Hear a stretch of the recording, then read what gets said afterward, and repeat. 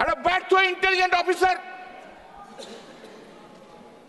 এত অপদার্থ home ministry কখনো বোধহয় কখনো কেউ দেখেনি।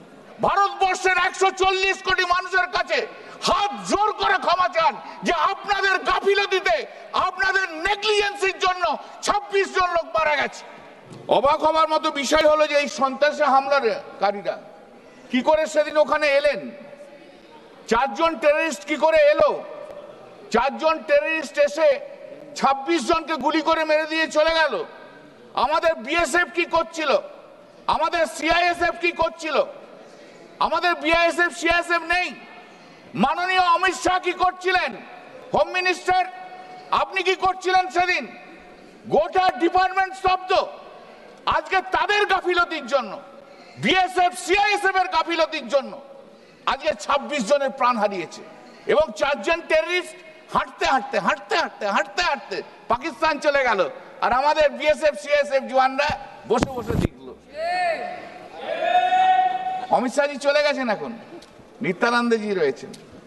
এত অপদার্থ হোম মিনিস্ট্রি কখনো বোধহয় কখনো কেউ দেখেনি। Such an absolute irresponsible home ministry. Sir, madam, এই যে সেনারা ছিল না তার দায় দায়িত্ব কে নেবে? এই দায় দায়িত্ব নিতে হবে প্রধানমন্ত্রীকে, এই দায় দায়িত্ব নিতে হবে হোম মিনিস্টারকে। 140 কোটি মানুষের কাছে, ভারতবর্ষের 140 কোটি মানুষের কাছে হাত জোর করে ক্ষমা চান যে আপনাদের গাফিলতিতে, আপনাদের নেগলিজেন্সির জন্য 26 জন লোক মারা গেছে। একটা টেররিস্ট ধরতে পারেন না আপনারা? বলে 100 টেররিস্ট মেরেছে। আরে 100 টেররিস্টের মধ্যে 4টে টেররিস্ট কোথায় গেল? তার নাম বলুন না। বক্তৃতা শুধু দিয়েই গেলে হবে? এই 26 দিনে আমাদের ইন্টেলিজেন্স ডিপার্টমেন্ট কি করছিল? What they are doing, what Ajit Doval was doing, ওনাকে তো মোটামুটি জেমস বন্ড করে দিয়েছেন, ব্র্যান্ড করে দিয়েছেন, ব্র্যান্ডেড।